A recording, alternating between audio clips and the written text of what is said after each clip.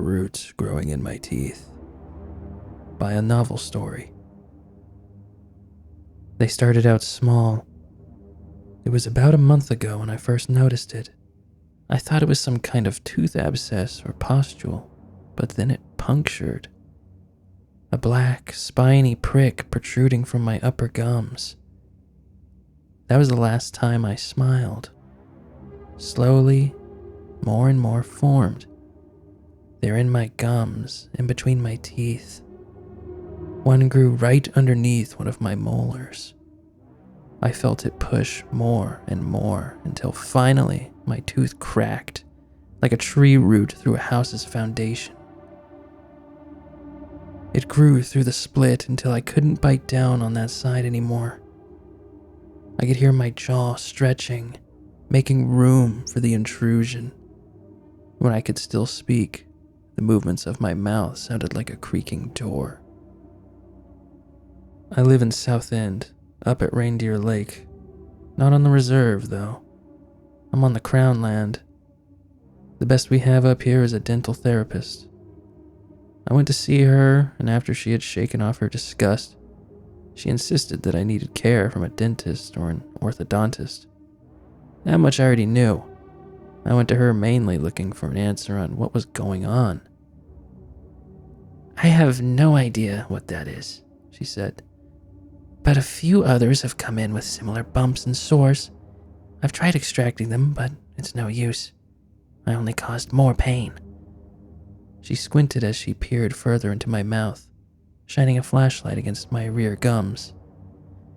This is the worst I've seen, though." She backed away, clicking her flashlight off and looking at me with sympathy.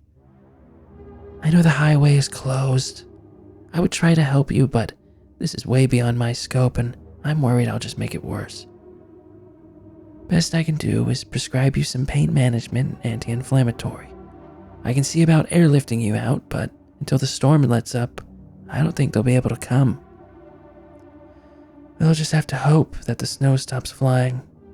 You'll have to hang in there." "Is there really nothing you can do?" I asked. She sighed. "I'm sorry. No.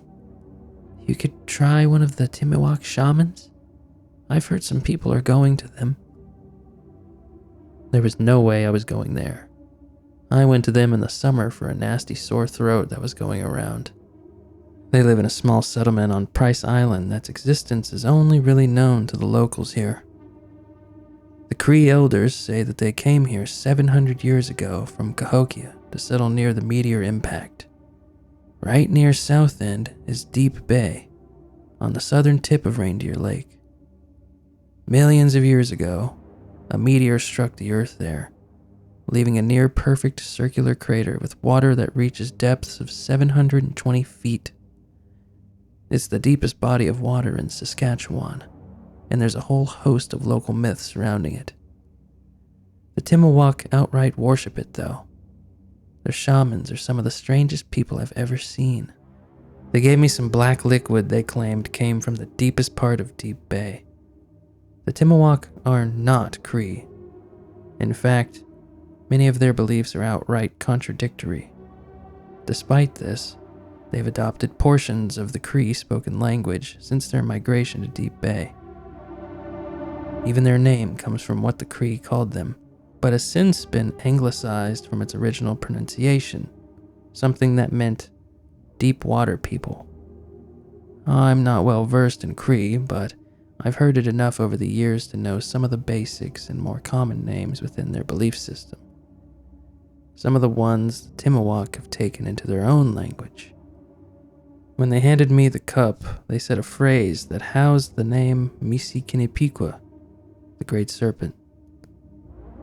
The Timuak believe this primordial spirit resided in the deepest waters of the earth and first came here from the heavens, crashing into the earth in Deep Bay.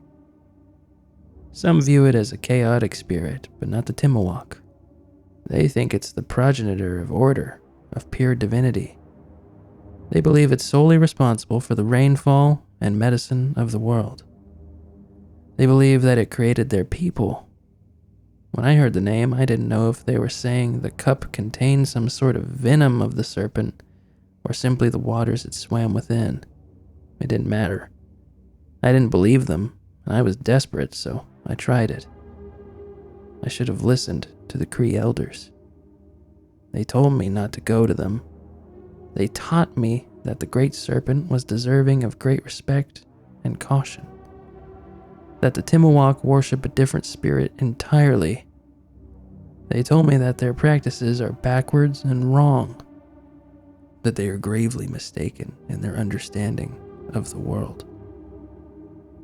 The potion made me sick for a week. It was inexplicably bitter. It felt like my tongue curled up and folded in on itself like a dead spider. Puking over my already raw throat was brutal, but it was nothing compared to what I was going through now. No way I was going to chance them making me worse again. I pressed the dental therapist more, asking that she at least hazard a guess on what was going on. She theorized that there was some kind of fungal infection going around, and that I should refrain from touching my mouth and wash my hands constantly to avoid spreading it to other people. Before I left, she injected my gums with a numbing agent. It helped, but now I couldn't close half of my mouth, and the black, hard tendrils jutting from my gums and teeth were on full display. Drool and a foul-smelling liquid that oozed from each of the root openings hung from my sagged lips. I was so embarrassed. They were so hideous. My sister phoned me. Amidst all of this, I had forgotten that I was to go to her house for my niece's 7th birthday. I told her repeatedly that I shouldn't come, given what was going on, but she insisted. "Sarah will be so disappointed, Jack. She can't have her birthday without her favorite uncle." I loved Sarah so much. No, I still do. Even with how she is now, I love Sarah. I knew it wasn't smart to go. It was so stupid, but I couldn't stand the thought of her being disappointed, blowing out her candles, wondering where I was. She was such a beacon of light in this world, so bright and spontaneous. Now we're all helpless, hopeless. "Uncle Jack!" she shouted as I walked through the front door of my sister's house. She nearly barreled into me, as she always did, but her mom swept her up and set her down next to her before she had the chance. "Uncle Jack isn't feeling well, sweetie, so we have to keep our distance, okay?" She frowned and murmured a disgruntled, "Okay." The dinner went fine. I ate in a separate living room that was open enough that I could still visit with Sarah and my sister, who were eating in the kitchen. I ate on a paper plate with plastic cutlery, both of which I immediately tossed after in order to not cross-contaminate anything. Eating was unbearable, even liquids. My lips couldn't close around a cup or a spoon to drink. The fluid would just run down my chin. Solids were even worse, but I could at least manage to swallow them. Still, I'd go hungry for days just to avoid it. The roots were stronger than my teeth. They'd grind against them with every bite until I'd feel more cracks and chips. I don't know how many fragments of my teeth I'd swallowed by now. My molars were all jagged peaks. If there was one solace the roots offered, it was that their points were rounded. That offering lasted little when they grew, though, breaking everything in their path. My teeth would cut my tongue if I ran it across them now. Sarah stared at me as I chewed. I could tell her little mind was questioning the bumps and bulbs pushing against my cheeks and lips as I bit down. I tried not to wince. I didn't want her to see me in pain. I coughed on my food as I gulped it down in large chunks. I couldn't bear chewing anymore, and if I did, she'd know something worse was going on than simply not feeling well. It was cold that night, late November in the middle of a blizzard. It was one of the worst ways to start winter, but on that night we made the most of it. Claire, my sister, started a fire.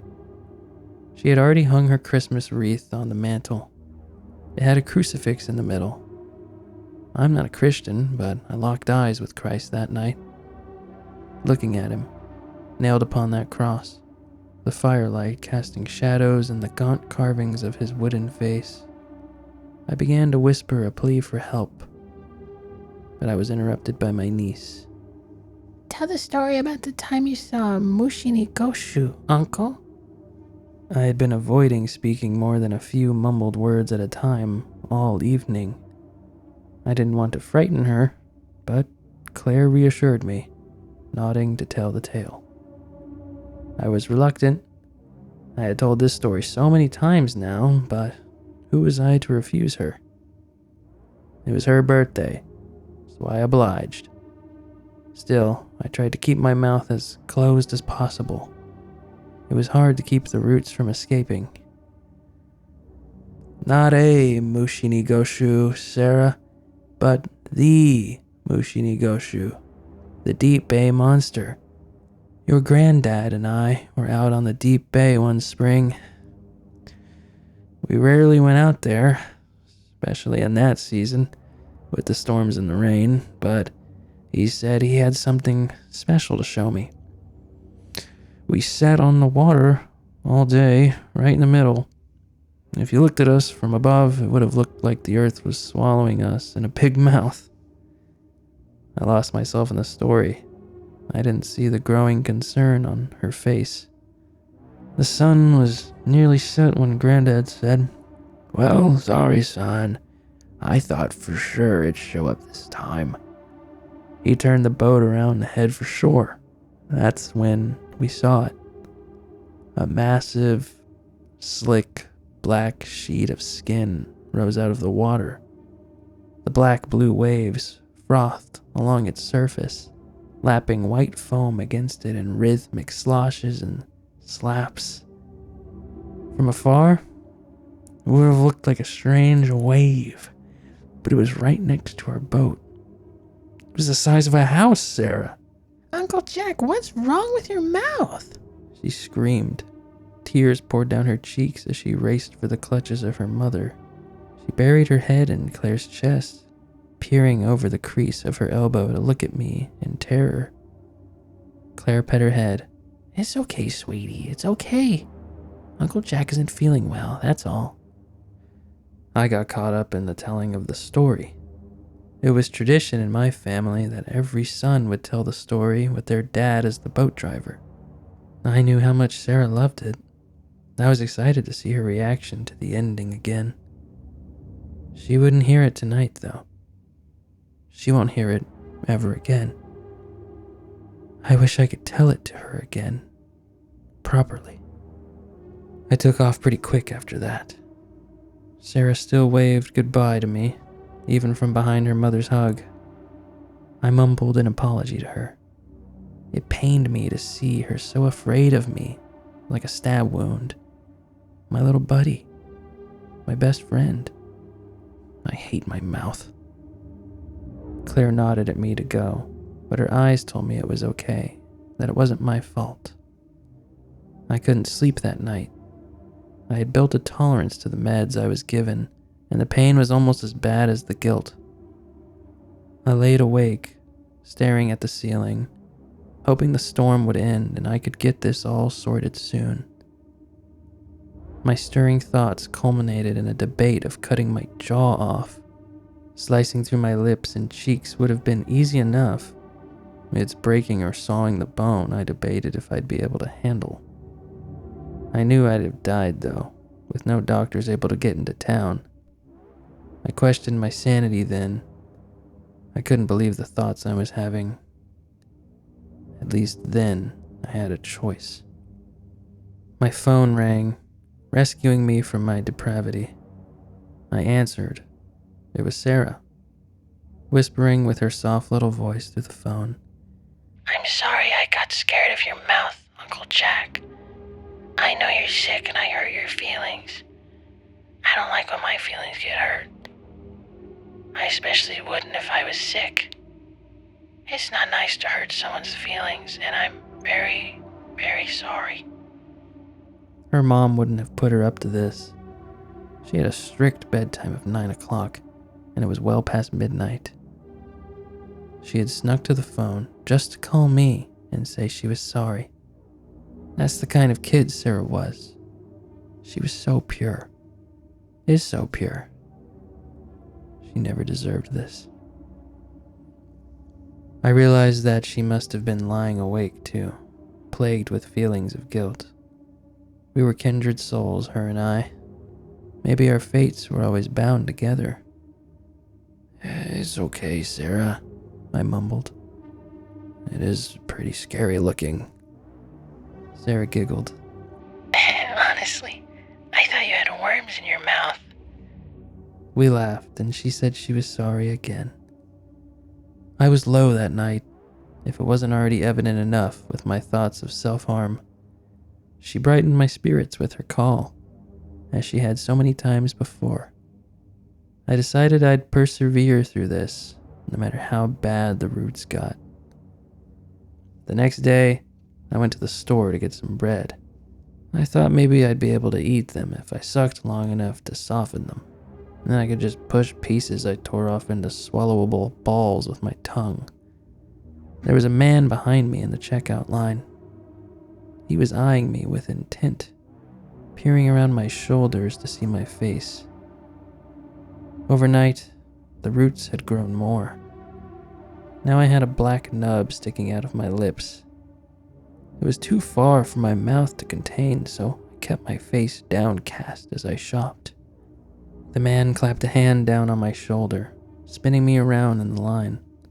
I would have yelled at him, questioned him, but I was too embarrassed to open my mouth. He unhanded me and began to examine my face even closer until finally I could feel his eyes lock onto the protruding root I tried to conceal between my lips. His jaw fell slack, yet the corners of his mouth flicked upwards. His cheeks rose and his eyes widened as he rasped, "See her." I got a good look at him. He had a wild mane of black and gray hair and weathered skin that told of too much time exposed to the outdoors. He wore simple clothes, jeans and a hide jacket. Between his wild eyes, painted atop the bridge of his nose, was the coiling symbol of a serpent. One that was similar in design to archaeological artifacts found near Cahokia. I'd seen it before when they came into town to get supplies. It was the easiest way to identify the Timuwak. I looked away from him. He seemed awestruck by my affliction, and I wasn't keen on letting him gawk at the freak show any longer. Clearly, the man was unwell. I had no idea what he meant by seer then. If only I had, I might have been able to get away. I paid for the bread and hurried to my truck. The whole experience was unsettling, and I saw no hope in sight for dealing with the roots. As I sat in my driver's seat, I saw the man emerge from the store. He stared at me with that same delirious face as he strode away slowly. That wasn't the last time I'd see him that day. Claire was a nurse at the health center and was working late that night. She called me asking if I could take over for Sarah's babysitter and put her to bed. Again, I was reluctant given the roots. I didn't want to freak her out again, let alone get her sick. But Claire was in a real bind, so I went over. She said sorry to me again as soon as I saw her. I told her it was all right, and she said I could talk normally, that she wouldn't be scared anymore. I did, and she was true to her word. It was such a relief to not mumble anymore. Compressing my lips on the roots hurt too, and there was something liberating in just letting them show, no matter how grotesque. It's amazing to me how accepting children are. They see someone's heart above all else. We played charades after she persuaded me to let her stay up past her bedtime. I figured it was a good game. I could keep my distance while still making her think and laugh. I thought of a good one. Sarah loved the stories about Deep Bay more than anything else. There was an old one that my grandpa would tell as a warning about boating across it. Something about how a whirlpool could form where it's deepest and swallow you up. Sarah liked that one. I started swinging my arms in a circular motion, like a windmill. She was still puzzled by this, so I tucked my arms in and spun around, lowering myself until I sat on the floor. "Whirlpool! Whirlpool!" she exclaimed, pointing her finger at me and jumping up and down on the couch. "That's right, Sarah. Good job." I had her tuck herself in, not wanting to touch her, and went to the couch to watch a movie until Claire was home. It hadn't even been 20 minutes before I heard Sarah screaming. It was shrill, ear-piercing. It was the kind of scream only terror was capable of producing. My heart was on the floor sooner than my feet as I stood up and raced for her bedroom. I swung the door open. Sarah was hiding under the covers, wailing. The sheets were rippling like waves. She was shaking so bad. "Sarah, what is it?" The window, Uncle Jack, the window! I climbed atop her bed to look out her bedroom window. The only thing I saw were faint footprints. They were like stamps of white powder on the grass. He was in my window, Uncle Jack, staring at me, Sarah sobbed. "Who was?" "The white-faced man." I looked back up and there he was, face pressed up against the glass. His face was coated with some kind of white powder. The contrast was so stark that it made his lips and tongue a deep red and his eyes and teeth seem yellow. I don't remember them looking that way at the store earlier. He swung his arms in a circle outside the window before spinning out of sight. A moment later, he popped back up, repeating the motion with a welcoming smile, like he was trying to entice Sarah. He was copying my whirlpool move from charades earlier, as if it would lure her outside. I had no idea why, but he wanted something from her. I lost all rational thought. I was so stupid. I don't even know if it was my fault or if it was something that sick man did, but either way, it caused all of this. I scooped Sarah out of the bed. I forgot all about the roots, all about her fears. I needed her safe. I hugged her tight to me, and she rolled her face into the crease of my neck. I could feel her tears pull in the pockets of my collarbones and soak my shirt as she continued to cry. I parked my truck in Claire's garage so I didn't have to go outside to get Sarah inside it. I set her in the passenger seat and lowered my head to her ear, whispering in an effort to calm her. "It's okay, Sarah. I'm just going to get in the driver's seat and I'll get you out of here. I'll take care of this." I leaned in too close. The root that was sticking out of my lips touched her cheek. She didn't even notice, but I did. I was mortified. I saw a wet spot of saliva shine on her skin when I pulled away. I wanted to run inside and get something to clean it, but I knew she wouldn't let me and I couldn't leave her alone. I had to drive away. I had to. I'm so sorry, Sarah. We drove to Claire's work. I called the police on the way. Everything has happened so quickly since then. I don't even know what's come of their investigation. Not that it matters now anyway. Before I could say anything, Sarah ran to Claire, who picked her up and kissed her on the cheek, squeezing her. She kissed her right where the root touched. My stomach dropped. I didn't even know yet if it was contagious. I guess I still don't technically, but it must be. I explained everything that happened and Sarah finally calmed down when she was with her mom. They stayed at my place that night. I told Claire what happened when I whispered to Sarah when the root touched her, but could tell she didn't put it together that she kissed her there. I didn't have the heart to tell her that part. I just hoped they wouldn't get the roots. She told me not to worry about it, but I could tell she was freaking out about more than just the creep in her daughter's window. The roots were scarier in thought than they were even to look at. I couldn't imagine the fear she was having about Sarah's safety that night. I didn't sleep at all, but Claire and Sarah must have gotten some sleep. Otherwise, one of them would have noticed before the next morning. Sarah woke before her mom. She came out of bed, rubbing her eyes, clearly still exhausted from the trauma of the night before, unable to process it. She mumbled in her still groggy state, I have the worms in my mouth now too, Uncle Jack.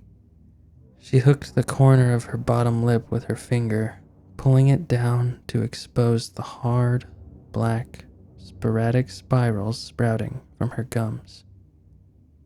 She didn't need to. What was happening to her was different than what was happening to me. It was accelerated. Her mouth almost looked alive.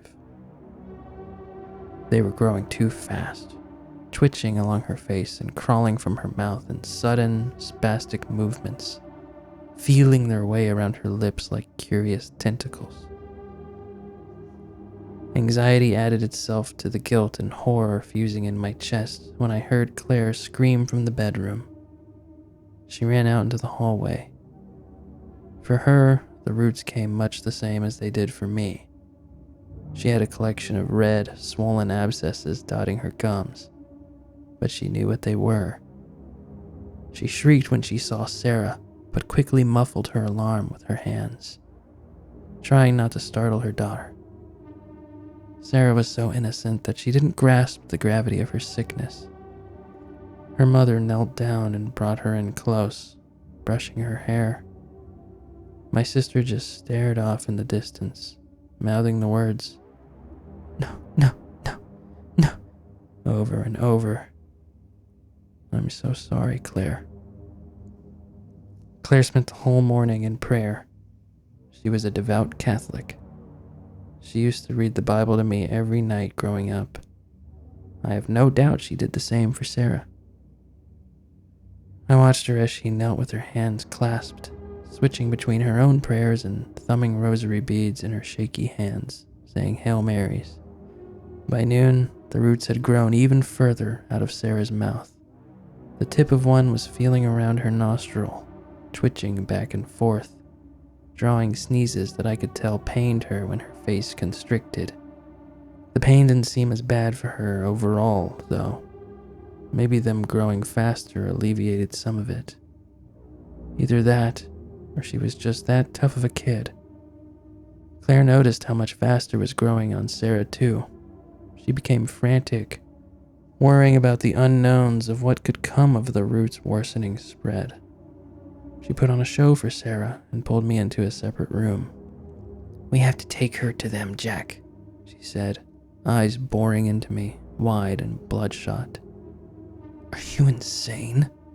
That man outside her window last night was one of them.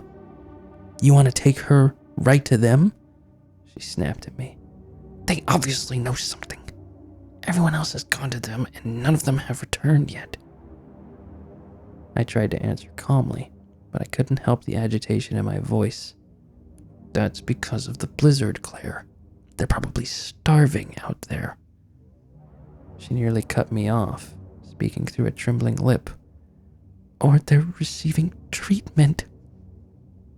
Claire's pleading, tear-pulled eyes compelled me to stop debating her.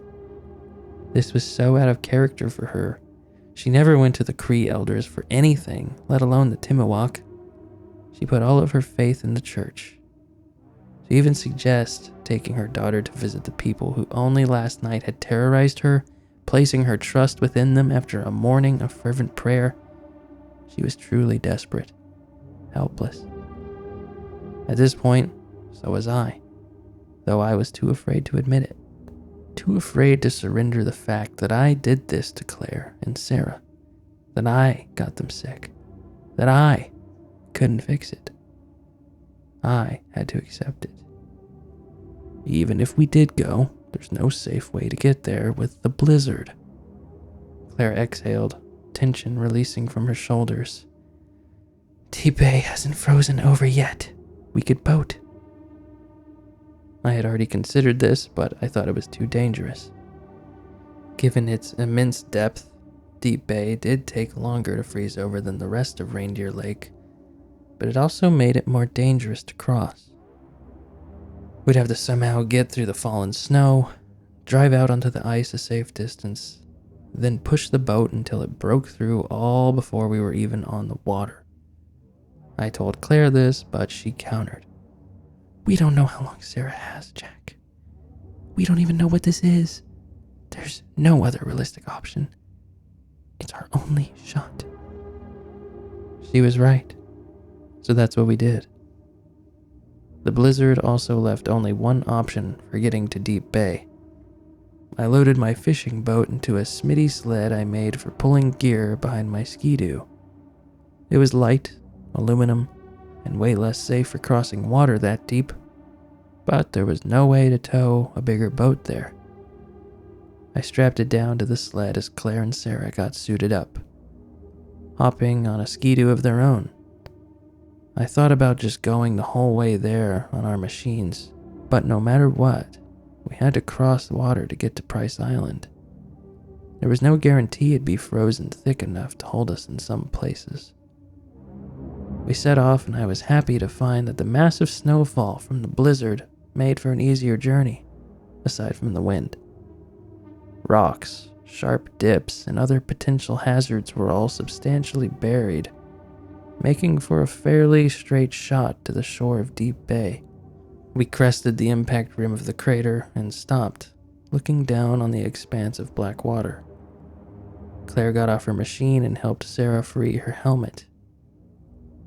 The roots were stretched down to her chin and growing sideways along her cheeks. The tendril that once was feeling around her nostril had grown to lie next to the bridge of her nose.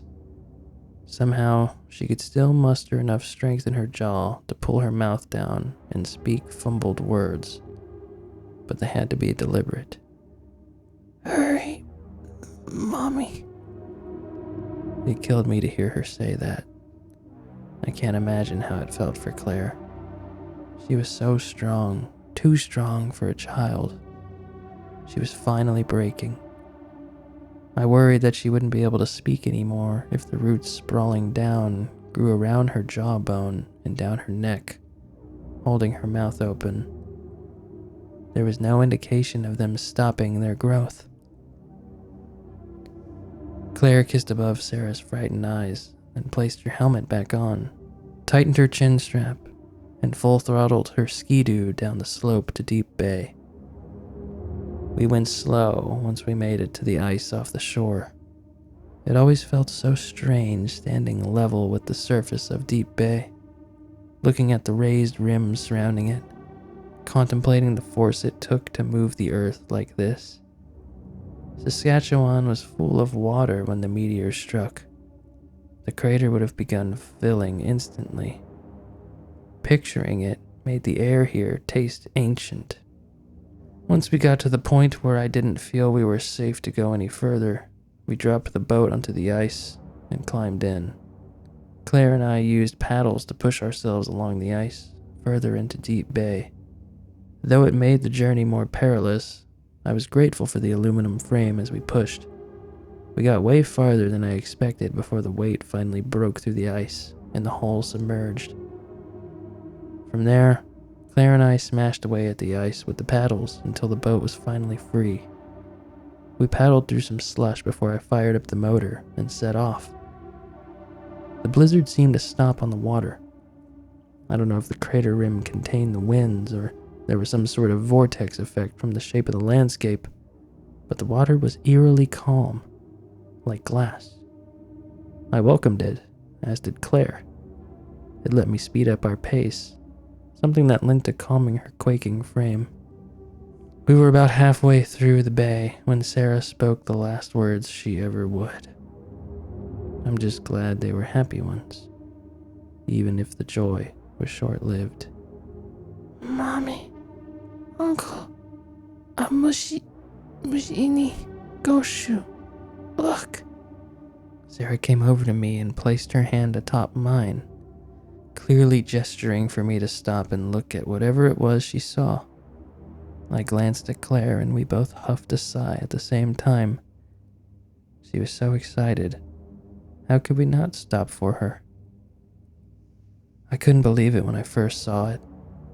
It was twice the length of the boat, a mass of black hovering just below the surface of the water. You could tell it wasn't just lighting. Dark colors and wispy shapes slowly descended back into the murky depths around all its edges. The water was moving slightly, rippling over top of it, but it stayed still, unmoving in the reflections of the gentle sloshing boat. Water didn't behave that way. I always believed the story my father told me, the one I'd passed down to Sarah, to be fiction. I'm sure he thought it was too. Somewhere along the line, someone must have been telling the truth. The legends of the Cree were right. There really were whale-like creatures swimming in the depths of Deep Bay and Reindeer Lake. That's what I thought, until it rolled. The inches of water above it reacted to its movement, drawing downwards in the same direction the mass turned, creating a small, rolling wave.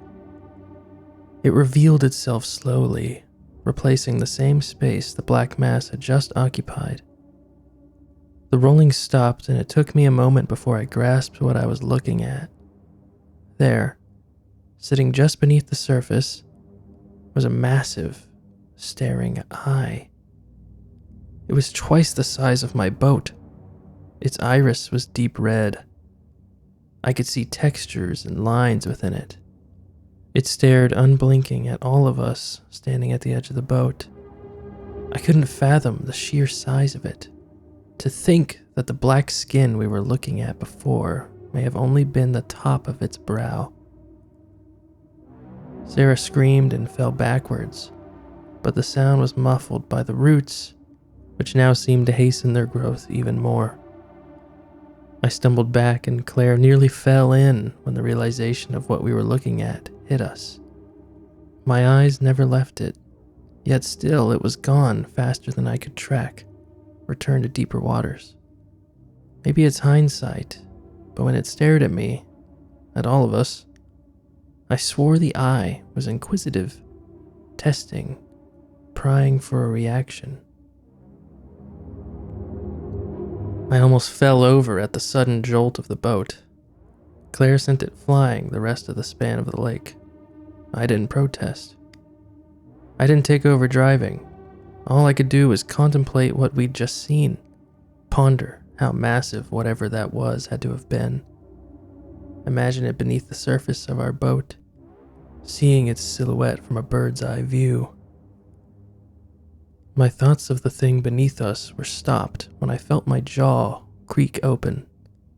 I bit down, but it was no match for the slow, agonizing crawl of the roots clasping around my chin and the bridge of my nose. Ever since seeing that thing, the roots expanded rapidly. I turned back to look at Claire and Sarah. Both of their mouths were stretched completely open, filled to the brim with twisting, black bark tendrils that stretched out and clung to their faces. The roots extending down their jaws dangled strands of saliva. I looked down at my hands. They felt hard, skeletal, like I could feel the marrow of my bones hardening, ceasing any softness to my frame. None of us could speak anymore. We couldn't close our mouths. The ice extending from the shore of Price Island was rapidly approaching. I saw 3 figures, Timiwaks, standing on the shoreline. They were shamans. I recognized them from last summer. Bones and teeth were strewn throughout their frenzied hair. Their faces were painted black, just as I remembered, with a coil of red painted on top, twisting about the entirety of their faces. They wore clothing made from caribou hide, its thickness appearing comical when clothed atop their frail bodies. They were waiting for us. We drew nearer, revealing a host of Timiwaks standing behind them. all painted completely in white, just as the man in Sarah's window was. They were disguised by the snow blanketing the crater rim behind them. I'd never seen the Timuwak, aside from the shamans, paint themselves like this. Claire was right. They knew something. I feared what that something was. I gestured to Claire to slow the boat. We thudded into the ice, repeating the process we used to get into the bay in reverse until we were confident we'd be stepping onto solid ice outside the boat. Claire scooped up Sarah and ran her to the shamans, setting her down and waving her arms in a frenzy, begging for help. I stood behind, comforting Sarah, petting her head. She was so terrified. We all were. The shaman standing in the middle raised a hand, instructing Claire to stop her silent pleas, and spoke with a thick accent. We will help you. There are more like you. More seers. The other two shamans approached us, twisting like serpents as they moved, inspecting the roots as they swerved their necks back and forth. Claire began firing her hand away again, shooting them at Sarah. She pulled away from my arms a little, revealing her face to the shamans, displaying the horrible mass of roots that was spread down her neck and throat. Two of them were nearly touching her eyes. The shamans scared her. Of course they did. They were so bizarre, so alien. But she was a brave girl. She stood firm and allowed them to look at her closely. She's healthier than both of you, the shaman continued, pointing down at Sarah. The medicine. The other two shamans ran their fingers along the roots sprouting from Sarah's mouth as she spoke. Must spread fully in order to be healed. He turned around to the congregation of white-painted Timuwaks standing behind him as the other two shamans stepped away from us. The whole of them encircled us on the ice and began walking away with us in their center. We couldn't have left if we tried. They herded us to a large tent. It was surrounded by even more Timuwaks coated in white. They stripped us down to our underwear and held the flaps of the entrance open. We were too weak, too rigid to keep our clothes. Stepping inside revealed a host of others pained by the same affliction, roots twisted across all their faces. On some of them, the inky strands extended down their torsos. They were all pale and starved, unable to eat. I knew so many of them, locals from South End. I looked at their faces, searching for a reassuring glance or nod that this was the right place to be, but they were all too exhausted to even recognize us. Claire spun to the shaman as he stepped into the tent with us. She slapped her hands against his chest, shoving him back and throwing her arms in the air in protest. He placed his hand against her forehead, leaning into her with expanded eyes. He nodded as he spoke. You will be healed, but you must rest. Sit. Be with your daughter. You will never be separate from her. Watch each other heal. He turned to me. You doubter. You will take longer to heal. Not much, but longer. Rest now. Allow the medicine to take hold. I had no idea what he meant, but I sat on the hard ground anyway. Something about the expansion of the roots utterly exhausted me, much like everyone else in here. Claire and Sarah joined me, leaning against me, their bodies drooping. Sarah fell asleep. Claire looked at me and we pressed our foreheads together, our tears running over the roots crawling up our faces. We shared a look of hope, even if our eyes were poorly concealing our despair. It was all we could do. I woke this morning to find them gone. Not just Claire and Sarah. Everyone. I was the only one left in the tent. There were thousands of holes impaled in the ground. They culminated at the exit, all leading outside. I struggled to get up. It's so hard to move. My muscles feel solid, my bones feel seized. Every step I take towards the exit feels like I've ran a marathon. I don't even understand how I'm still breathing. There are so many roots pouring from my mouth, gripping my skin. My mouth is so dry. Air feels like broken glass. I step through the tent flaps. It's midday. The sun is peaked high above Deep Bay, just a white-yellow dot masked by an overcast sky. The Timuwak are gone. At least, I don't see any. I continued staggering towards the ice. It took a long time, but I finally saw them. It was Claire and Sarah. They were next to one another, hovering above the water. The roots had sprouted from their feet and hands, plunging into the water beneath them. They must have been so long now, for even with how far they'd have to dive to reach the bottom of the crater, they still propped Sarah and Claire up 3 feet above the surface. From far enough away, it looked like they were levitating.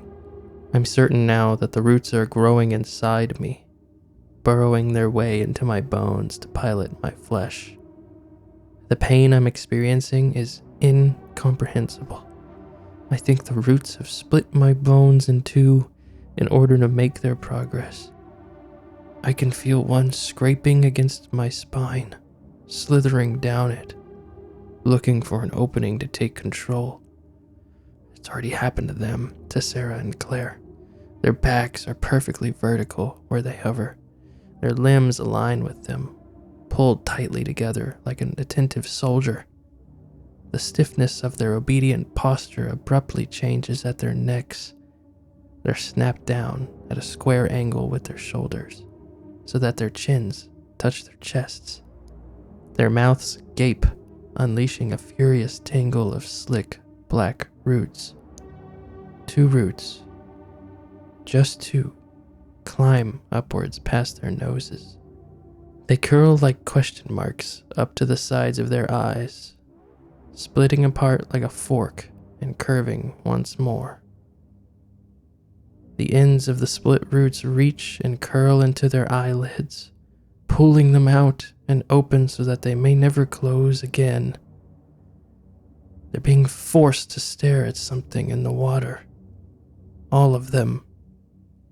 Everyone who is in the tent is out there looking just like Claire and Sarah, forming a raised circle of root-infested, bent-neck watchers. I've been granted such wisdom in this life. Wisdom from stories, wisdom about the deeper harmonies of the world, of the respect it commands. I was warned about the corrupted beliefs of the Timuwak, of the way they twisted their stories, conforming them to fit within a mold of misguided ambitions. Why didn't I listen? Looking out at the water, seeing all of those bodies, emaciated and suspended, staring into the depths, I knew that what lurked within that ancient crater was no great serpent, no Misi Kinipique, no Mishini Goshu. What swam beneath those black waters was something far more sinister, something malevolent. When we were younger, when Claire would read me the Bible, my favorite book was always Revelation. I found the prophecies fascinating, always getting caught up in the meanings and the symbolism. Now I question if I should have taken the warnings more literal. Maybe wormwood descended long, long ago. Maybe I drank its water stored deep in the crater. Maybe its name was more than a warning of bitterness. Maybe it was a warning of the infection it contained. Maybe what swims in the depths of Deep Bay isn't the great serpent, but the wicked one. The roots have sprouted from my feet now. They're raising me off the ground, walking me against my will towards the water. They've burst through my fingertips, in between my flesh and my nails, ripping them off. I can't write much longer.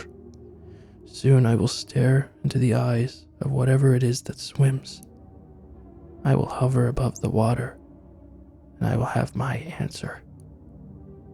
Please, if you're reading this, stay away from Reindeer Lake.